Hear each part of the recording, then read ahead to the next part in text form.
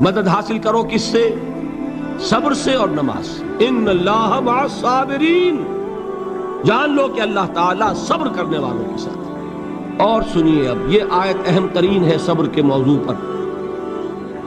وَلَنَبْلُوَنَّكُمْ بِشَيْءٍ مِّنَ الْخَوْفِ وَالْجُوعِ وَنَقْصٍ مِّنَ الْأَمْوَالِ وَالْأَنفُسِ وَالثَّمَرَاتِ وَبَشِّرِ الصَّابِرِينَ۔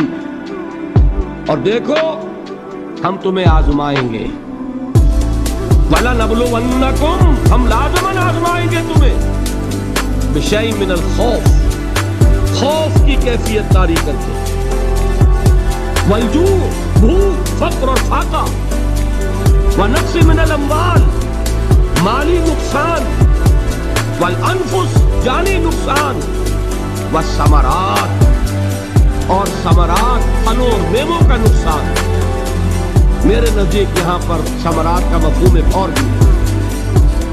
ایک تو صاف تھا کھجور کی فصل تیار ہے اور غزوہ تبوک جانے کا حکم مل گیا، کون اتارے گا؟ اور کھجور وقت پر اتری نہیں، برباد ہو گئی۔ یہ ہو رہا ہے نا میووں کا نقصان۔ اور میرے نزدیک یہاں یہ بھی ہے، بسا اوقات بہت سی محنتوں کا نتیجہ انسان دیکھتا ہے کہ ضائع چلا گیا۔ میں نے 10 سال محنت کی، حاصل کوئی نہیں۔ یہ ثمرات کیا ہے؟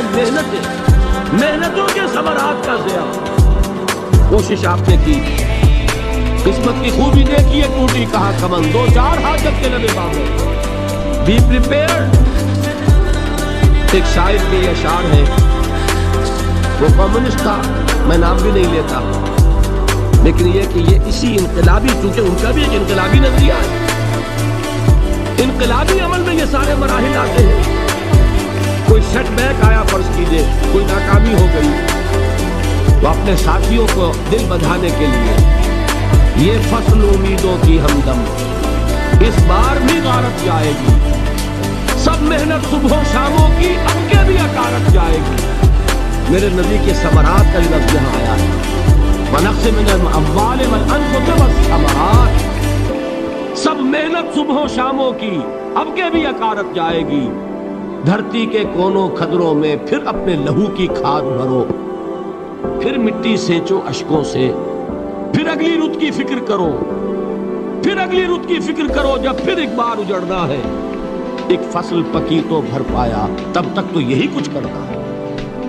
ایک مقصد ہے صاحب، انقلاب برپا کرنا ہے۔ ایک کوشش ناکام ہو جائے کوئی پرواہ نہیں، نیکسٹ، پھر تیار رہو ناکامی کے لیے۔ ایسا نہ ہو جو انگریزی میں کہتے ہیں hope for the best but be prepared for the worst.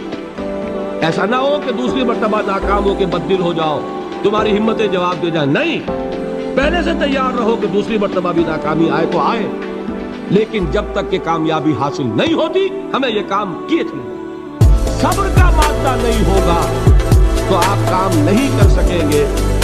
اور اسی کا ایک دوسرا رخ ہے، جب آپ دعوت حق کے لیے کھڑے ہوں گے، پہلا قدم کیا آتا ہے؟ استہزاء، تمسخر، مذاق اڑانا، جس کی میں مثال اب دینا چاہتا ہوں محمد رسول اللہ صلی اللہ علیہ وسلم کی شخصیت۔ دیکھیے ہم کیا اور ہماری مثال کیا، ہم کیا مبلغ ہوں گے، کیا داعی ہوں گے، ہمارے اپنے دامن پر داغ ہوتے ہیں، لیکن یہ کہ محمد رسول اللہ کے دامن پر کوئی داغ تھا؟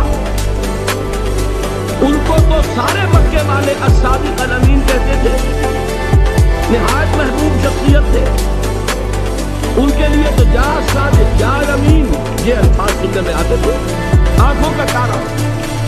لیکن جب آپ نے دعوت اب شروع کی، اب قرآن مجید میں دیکھیے، کسی نے کہا مجنون ہو گئے، دماغ خراب ہو گیا، پاگل ہو گئے، اجی شاعر ہے، کچھ شعر توڑ لیتے ہیں، ہم پر بہت جماتے ہیں۔ کسی نے کہا ساحر ہے، کچھ جادو سیکھ لیا، یہاں تک کہ ایسے بدبخت بھی پیدا ہوئے، قرآن میں ہے ساحر کذاب، سحر کرنے والا جادوگر نہایت جھوٹا۔ یہ الفاظ کہے جا رہے ہیں کس کی شان میں؟ محمد الرسول اللہ صلی اللہ علیہ وسلم۔ قرآن میں نقل کیا گیا، یا ایھا الذی نزل علیہ الذکر انک لمجنون۔ کبھی آپ نے اس کا ترجمہ سوچا؟ اے وہ شخص